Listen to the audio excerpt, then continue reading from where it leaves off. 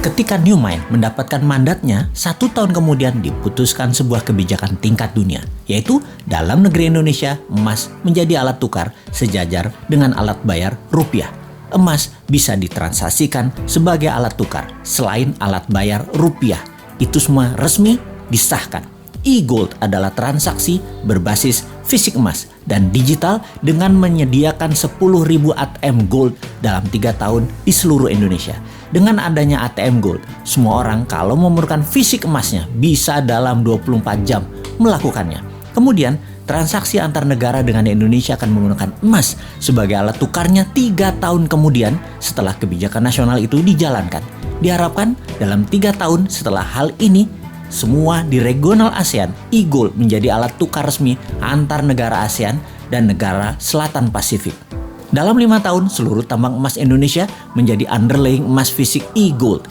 Semua ini sesuai dengan pasal 33 Undang-Undang 45 bahwa kekayaan alam milik rakyat 100% dan menjadi base transaksi 24 negara ASEAN dan negara Selatan Pasifik, dari ujung Burma sampai Guam. Kemudian masuk ke seluruh negara di dunia yang berpenduduk mayoritas Islam dan negara yang kuat pendanaan syariah seperti Inggris dan Uni Eropa dalam 5 tahun setelahnya. Maka dalam 15 tahun setelah kebijakan diterbitkan, ditargetkan 50% transaksi dunia menggunakan e-Gold. Emas adalah pengadil yang adil. Indonesia akan menjadi negara pertama bebas inflasi. Kemudian diikuti negara-negara regional dan dalam 15 tahun 50% dunia bergabung dalam dunia tanpa inflasi. Harga emas akan dibuat diam, tidak bergerak, tidak di-floating lagi berdasarkan demand dan supply agar oligar dan globalis tidak bisa bermain harga. Harga emas akan diam, dipatok diam. 1 gram emas sama dengan 1 juta rupiah. Sisa dunia menyesuaikan harga tersebut. Sejak saat itu, harga di dunia dimanapun atas barang yang sama adalah sama. Sungguh, kita memerlukan konsep bernegara yang sontoloyo untuk membuat Indonesia menjadi negara superpower. Kita tidak butuh populis, tidak butuh diliput kegiatan kecil-kecil. Kita butuh gerakan besar yang berani. Seberani pejuang kemerdekaan tahun 45 ketika mereka ditangkap dan dieksekusi sekutu, juga dieksekusi Belanda. Mata mereka tidak terpejam, wajah mereka tenang, tidak menunjukkan ketakutan atau kemarahan.